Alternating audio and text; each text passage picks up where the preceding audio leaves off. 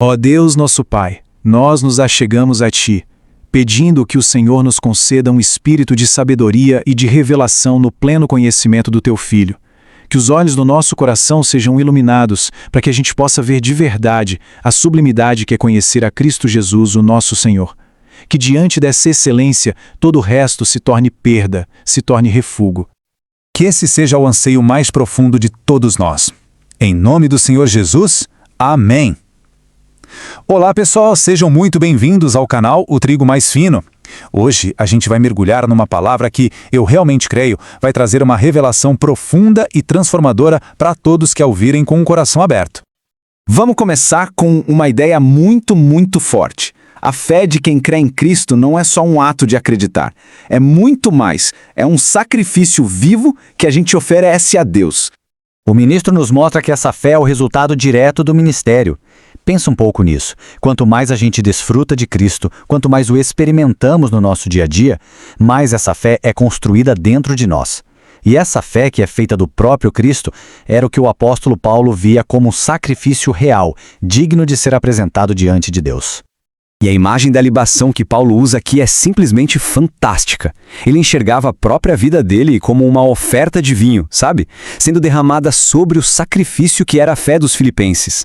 A fé deles, junto com o sacrifício dele, se uniam e criavam uma cena de pura alegria e satisfação para Deus. Era um motivo de festa, de regozijo, tanto para o apóstolo quanto para os irmãos.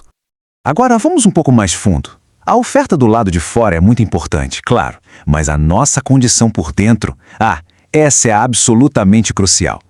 Ter uma experiência pessoal com Cristo é a base de tudo. Mas para que a igreja avance como um corpo, como um só organismo, é preciso mais alguma coisa.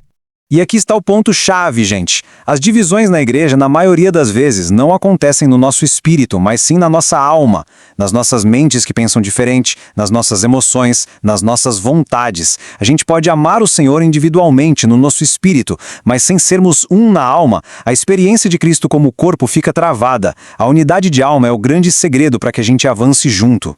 E olhem só o exemplo de Epafrodito. Ele é a prova viva disso. Para cuidar do corpo de Cristo, a palavra diz que ele precisou arriscar a alma. O que isso significa? Significa sacrificar as próprias opiniões, os próprios sentimentos, as próprias intenções. É abrir mão daquilo que a nossa alma quer pelo bem maior, que é a unidade e o cuidado com os irmãos. E agora a gente chega no ponto alto da nossa conversa de hoje, o testemunho pessoal do apóstolo Paulo. Uma virada de chave tão radical que redefine completamente o que a gente pensa que é ganho e o que a gente pensa que é perda. Gente, dá uma olhada nessa lista. Para um judeu daquela época, isso aqui era o topo. Era ter um currículo impecável. Era motivo de um orgulho imenso, de muita confiança. Pelos padrões do mundo, Paulo tinha todos os motivos para confiar em si mesmo, na sua história e na sua religião. E então acontece a grande troca. Tudo aquilo que ele via como lucro, agora ele considera a perda. E mais que isso, ele diz que considera como refúgio, como lixo. E por quê? Por um único motivo. Por causa do valor que não se pode medir. O valor insuperável de conhecer a Cristo. A troca é total. Todos os ganhos humanos por um único ganho divino, o próprio Cristo. Mas o que exatamente são essas todas as coisas que Paulo perdeu? Muitas vezes a gente pensa logo em dinheiro, em bens materiais, né? Mas o ministro nos leva a um entendimento muito mais profundo e até mais perigoso. Essa é a pergunta de $1 milhão. O que são essas forças que têm tanto poder sobre as nossas vidas? E aqui está a revelação. Os maiores inimigos da nossa experiência com Cristo muitas vezes não são os pecados óbvios, são as coisas boas que acabam tomando o lugar dele. A nossa cultura, o nosso nacionalismo, a nossa filosofia de vida, a nossa religiosidade, tudo isso pode se tornar uma fortaleza que o inimigo usa para ocupar um terreno em nós que pertence somente a Cristo. Ok, então se o caminho é considerar tudo como perda, como é que a gente, na prática, ganha a Cristo? Como essa experiência se torna algo real no nosso dia a dia? A sequência, na nossa experiência diária, é na verdade o inverso do que Paulo lista aqui. Sabe como começa? Começa quando a gente é conformado à morte dele, dia após dia, negando a nós mesmos.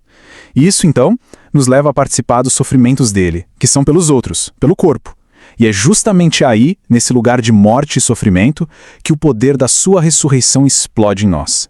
E através de todo esse processo, a gente finalmente conhece a Cristo de um jeito real, profundo, experimental. E para terminar, fica essa reflexão. O que na nossa vida a gente ainda valoriza secretamente? Que ganho cultural, pessoal ou religioso a gente ainda se recusa a contar como perda? Essa pergunta que nos tira da teoria e nos leva para a prática. Do simples conhecimento para a experiência real de ter Cristo como nosso tudo em todos.